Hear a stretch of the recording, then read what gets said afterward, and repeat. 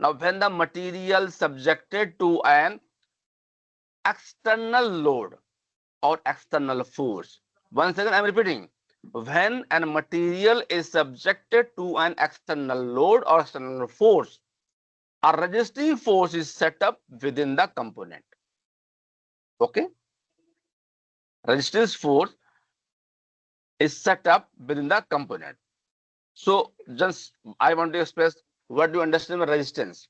You know, simple meaning resistance oppose the body. So, internal resistance basically. The internal resistance per unit of force, internal resistance per unit area. Once again, I'm repeating internal resistance per unit area acting on the material. Please clearly understand.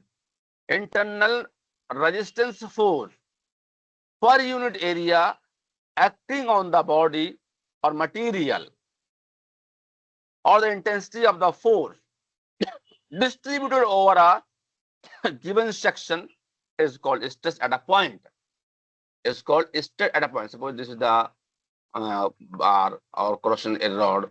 So we want to discuss stress acting at this point. At this point, load acting P, and area of this point is suppose A. So here force upon area is acting here sigma. Sigma is the force upon area at that point. So once again, I'm repeating. Please see carefully and hear carefully.